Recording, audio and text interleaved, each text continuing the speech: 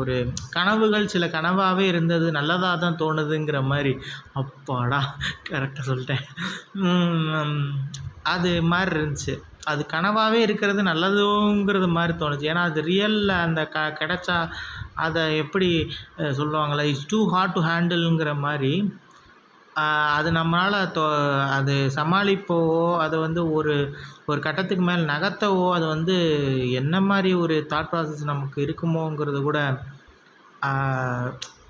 அதுக்கு பெட்டர் வந்து அது கனவாகவே இருக்கிறது நல்லது தானே.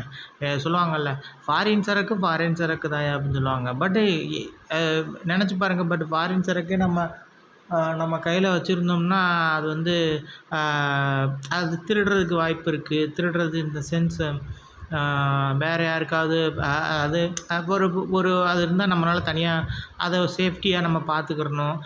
அது ஃபுல்லாகவும் குடிக்க முடியாது, கொஞ்சம் கொஞ்சமாக வச்சு குடிச்சிட்ருக்கணும், கொஞ்சம் கேர் எடுத்துக்கணும், எங்கே கீழே விழுந்துருமோ அந்த பாட்டில் கிளாஸுலேருந்து பார்த்துக்கிறணுமா. அதுக்குன்னு தனியாக நம்ம ஊர் மாதிரி சும்மா சாதாரண டேப் வாட்டர்லாம் போடக்கூடாது, அதுக்கு பிஸ்லரி அந்த மாதிரி கொஞ்சம் காஸ்ட்லியான ஸ்பார்க்லிங் வாட்டர்ஸ் அந்த மாதிரிலாம் ஆட் ஆன் பண்ணணும்.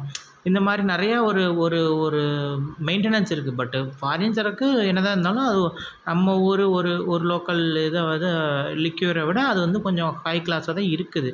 இருந்தாலும் அது நமக்கு ஃபுல்லாக ஒரு பாட்டில் வேணும்னா ஒரு ஆசைக்கு ஒரு பெக்கு அப்படிங்கிறது ஓகே. பட் ஆனால் அது ஃபுல் பாட்டில் நம்ம ஹேண்டில் பண்ணுறது வந்துங்கிறது இட்ஸ் நாட் பாசிபிள், ரைட்? இது அது ஒரு எக்ஸாம்பிள் சொல்கிறேன்.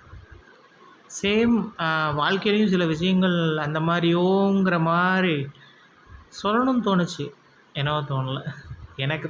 தோணுச்சு, அதான் சொல்லணும்னு தோணுச்சு. பை.